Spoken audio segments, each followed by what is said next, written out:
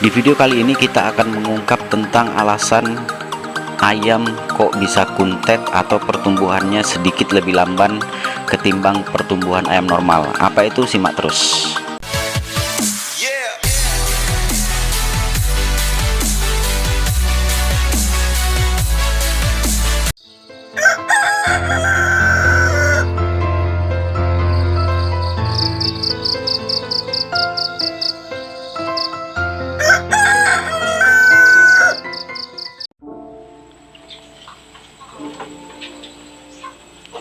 Assalamualaikum warahmatullahi wabarakatuh. Selamat pagi.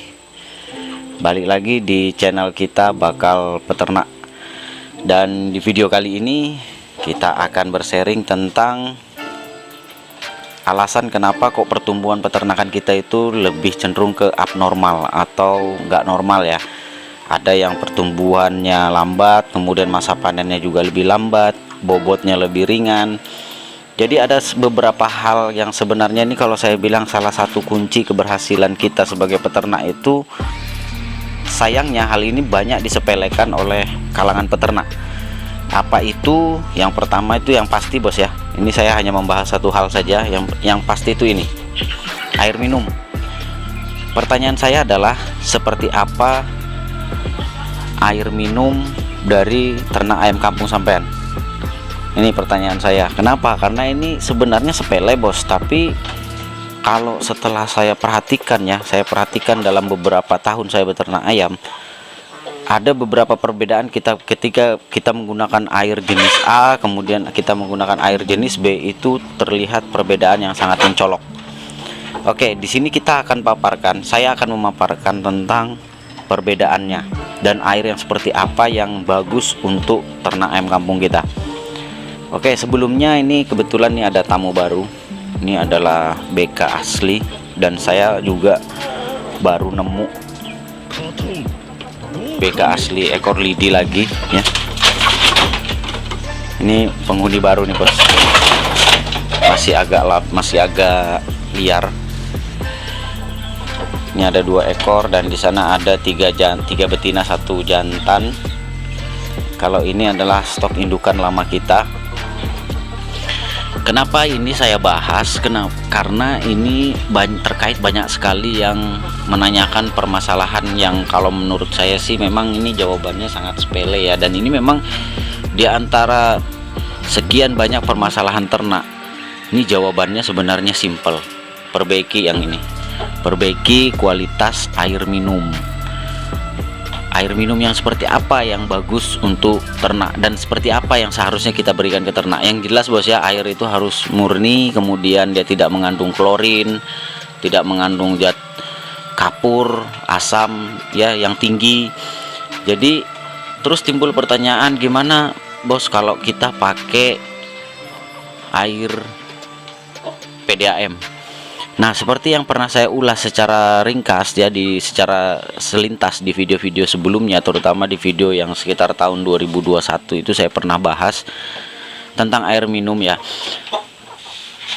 Air minum, kalau untuk air PDAM itu kan boleh dikata itu dia menggunakan tawas dan kaporit ya.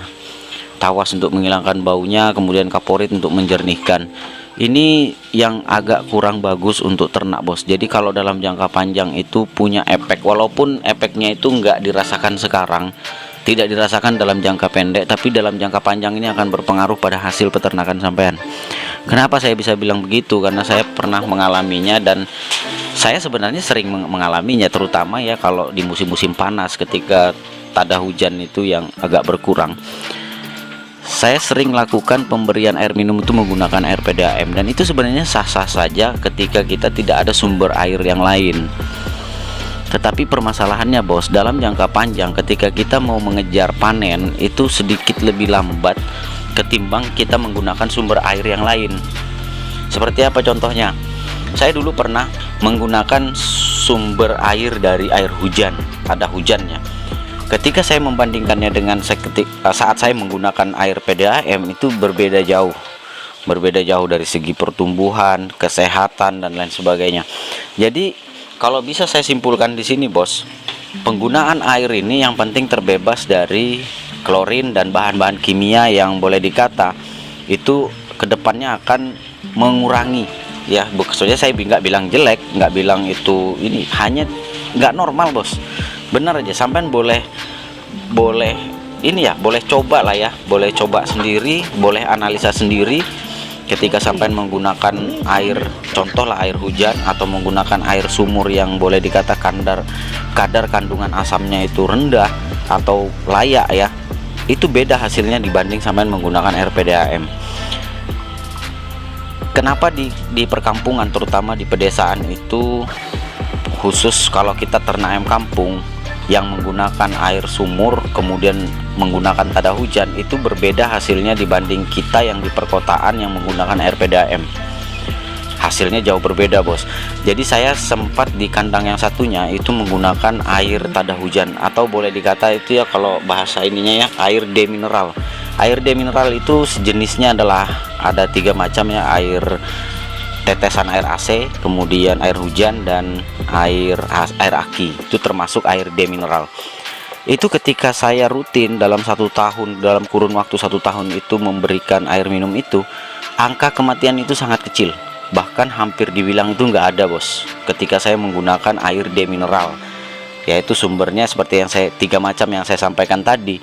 Tapi ketika saya menggunakan air PDAM, angka kematian itu tinggi, bukan tinggi sih, ada peningkatan ya. Karena gini, aplikasi saya di kandang yang ini ya, di kandang yang ini itu saya menggunakan air PDAM sejujurnya, tapi di kandang yang satunya saya menggunakan air hujan, tada hujan. Dan biasanya kan karena itu posisinya di kantor, jadi boleh dikata setiap hari itu AC itu hidup. Jadi saya tadah airnya, kemudian saya beri, itulah yang air AC itulah saya berikan ke ayam. Dan biasanya kalau hujan juga bisa penuh lagi.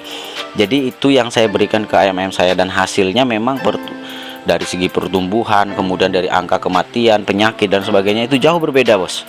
Sampai boleh lakukan uji sendiri lah, boleh melakukan uji dan analisa sendiri hasil dari pemberian ini. Dan sebenarnya ini adalah masalah yang sepele sih ya, sepele, tapi kalau kita anggap ini nggak penting ya seperti itu permasalahannya.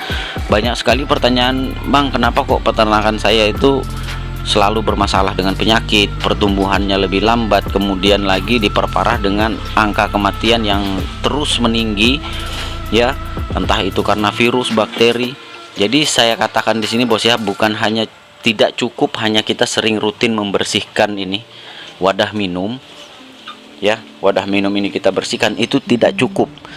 Intinya itu kandungan air minum. Dan boleh saya katakan di sini, saya ambil kesimpulan bahwa salah satu kunci keberhasilan kita sebagai peternak ayam kampung itu adalah ini, air minum. Jadi seperti pertanyaan saya di awal, air minum seperti apa yang sampean berikan ke ternak ayam kampung sampean, itu akan berpengaruh kepada hasil. Oke bosku, ini adalah sedikit pemaparan singkat, mengingat sekian lama kita nggak ketemu, nggak juga live stream. Maklum lah ya, saya juga lagi banyak sekali kesibukan di tahun-tahun politik seperti ini. Tetapi pada prinsipnya saya akan coba berusaha terus berbagi pengalaman tentang bagaimana cara beternak ayam kampung, sehingga buat sampean yang pemula bisa melakukan peternakan ini, memulai peternakan sampean itu dengan cara yang benar dan berada di rule yang tepat, supaya meminimalisir angka kerugian. Karena mengingat ketika kita masih belajar itu bos, ada aja kesalahan yang sering kita lakukan.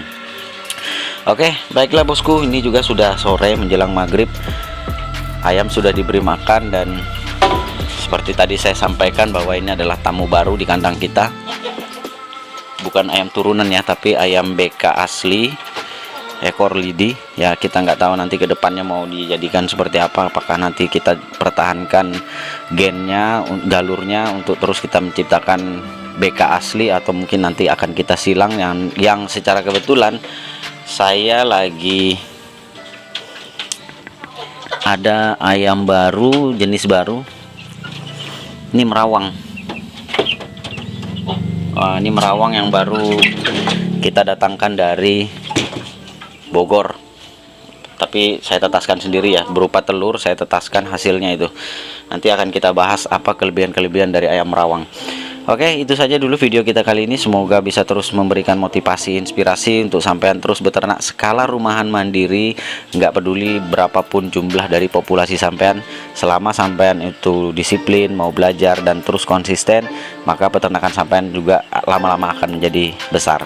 Sekian dari Bakal Peternak kali ini. Sampai jumpa di video-video kita berikutnya. Assalamualaikum warahmatullahi wabarakatuh.